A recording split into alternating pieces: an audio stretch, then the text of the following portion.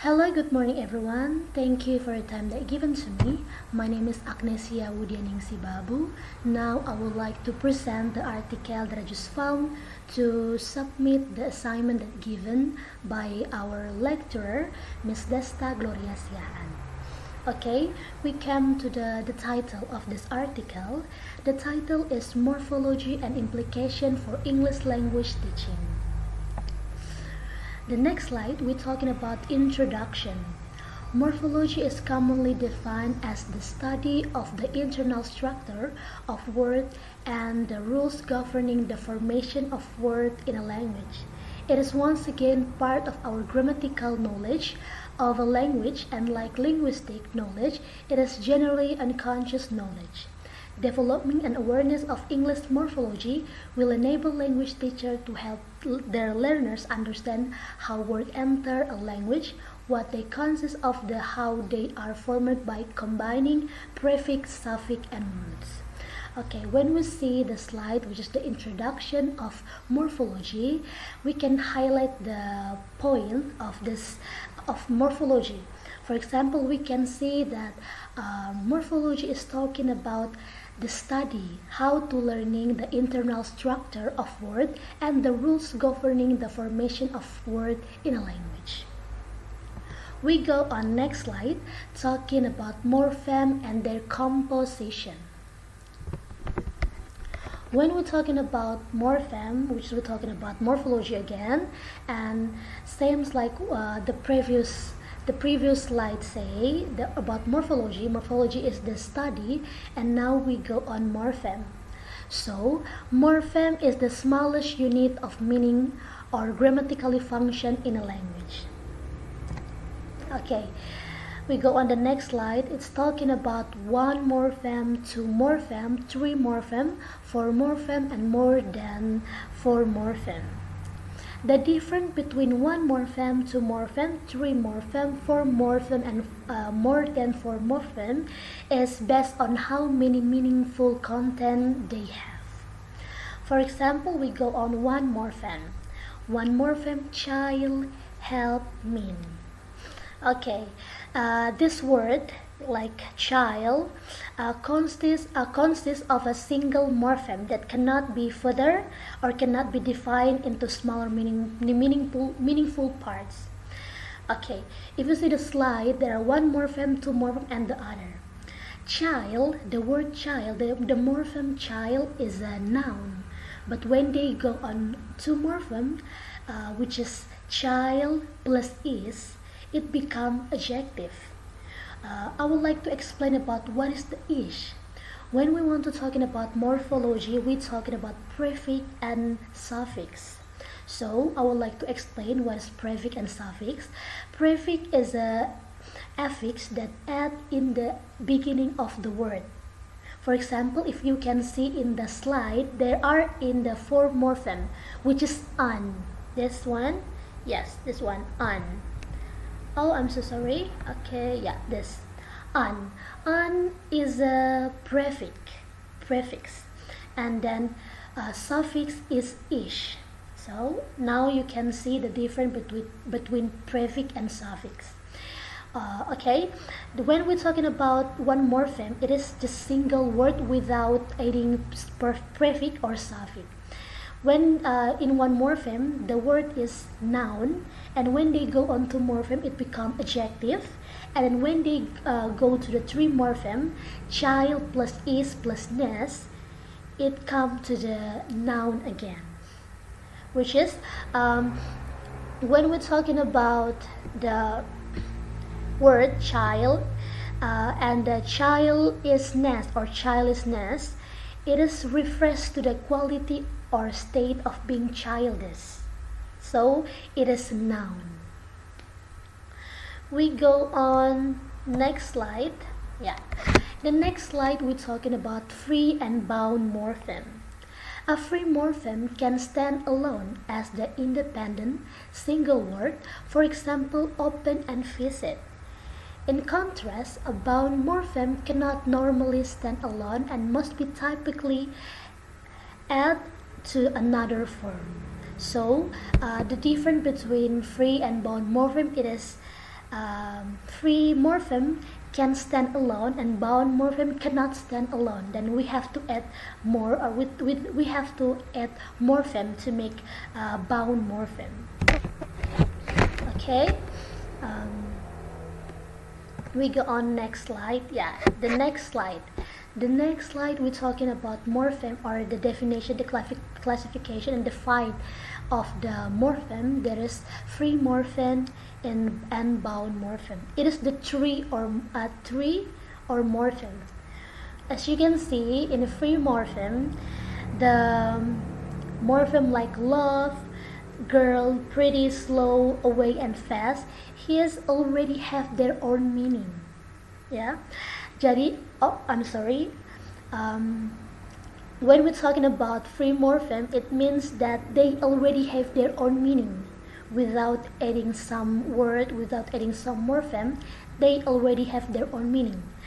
Different with bound morpheme, the bound morpheme, which is we're talking about affix, like derivational and inflectional morpheme, which is the example is prefix and suffix, which is pre, an, nes, and the other. Which is when we're talking about morpheme, bound morpheme, the pre, an, and the other. For example, in the suffix, they're talking about s or is and is. It is just the explanation, which is the morpheme or the word is plural, or it is the past tense. So the bound morpheme just explain about the classification of the word. For example, like if the word is at the s in the end of the word, it means that the word is plural. And if the word is at ad in the end of the word, which is the word is a past tense. Okay. Next, we go on next slide, lexical and functional morpheme. Lexical morpheme in English consists of nouns, verb, adjective, and adverb that all transmit the content of the message speaker wants to convey. On the other hand, functional morphemes contain mainly the function word in English, such as article, preposition, conjunction, quantifiers, and pronouns. Okay. Next, we're talking about inflectional and derivational morpheme.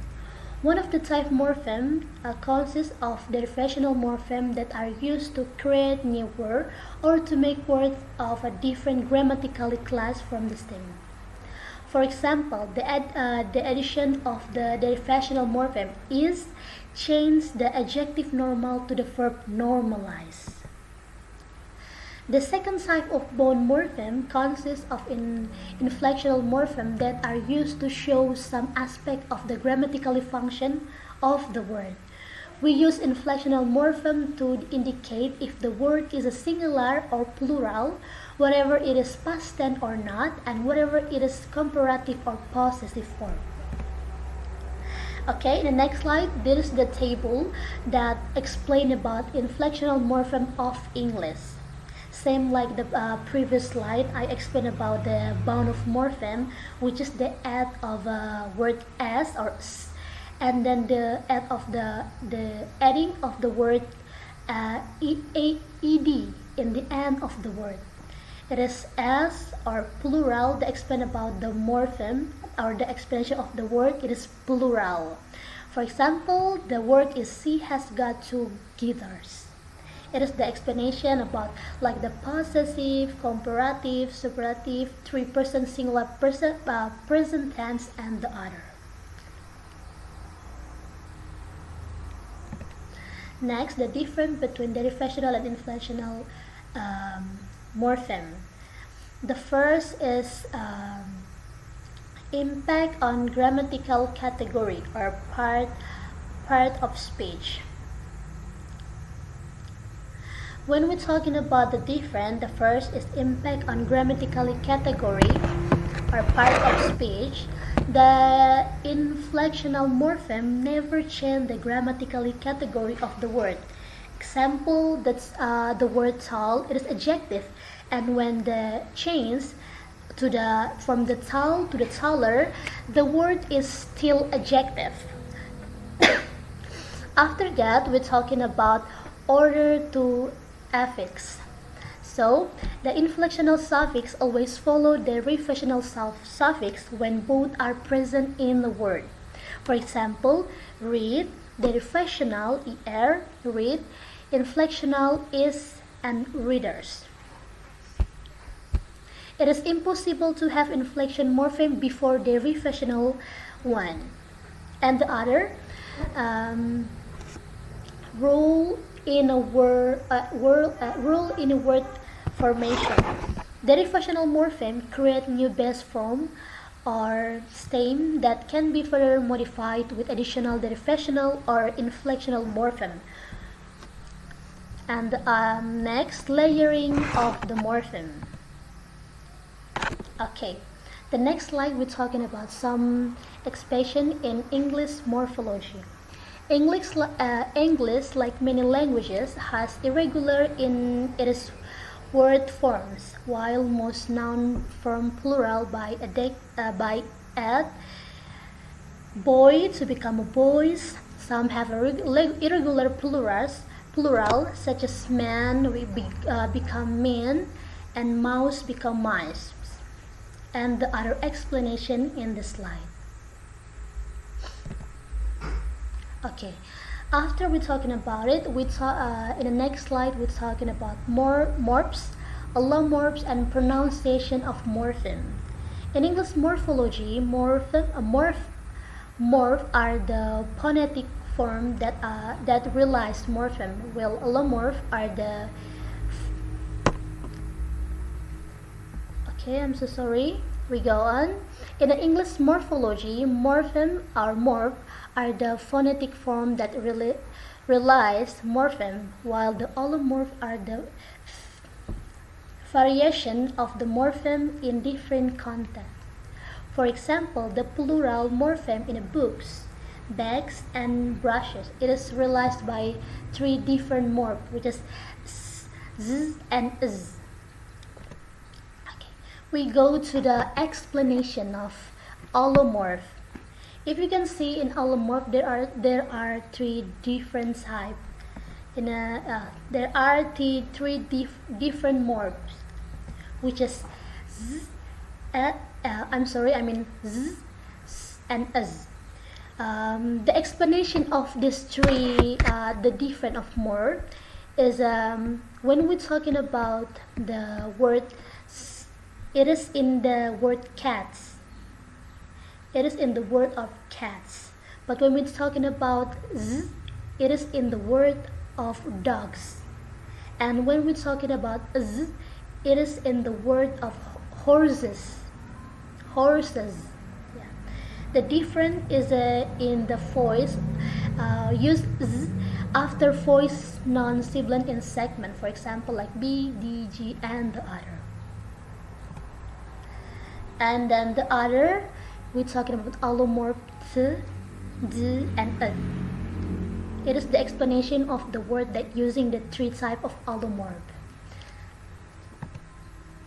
Okay, after that, we're talking about other word formation process. This is the type of different, or we can say the other word formation in the process. There are blending, compounding, and acronyms, and the other. And I would like to explain about this type of other word formation in the other videos. And then the next slide, we're talking about the implication for English language teaching. Teaching morphological awareness significantly enhances learning ability to develop a large vocabulary and better reading comprehension. Key implication for teaching English including the first is explicit morphology instruction. Teach morphology as a separate and explicit component of vocabulary teaching. The second is cognitive strategy training. As you can see, Explanation: equip learners with a systematic approach to break words into morphemes, including identifying unfamiliar words, analyzing root, prefix, and suffix, and C. Inferring meaning based on word parts, and the last is verifying meaning in a context. Third is a teaching word formation. Help learners understand and manipulate prefix, suffix, and root, and how words transform through derivational and inflections. Fourth is cognates for comprehension. As you can see the explanation. And 5 is a morphology-based activity. Introduce activity like affix card, decks, or group work to enhance learning understanding of the word formation. That's all my explanation about morphology and implication of English language teaching. Thank you.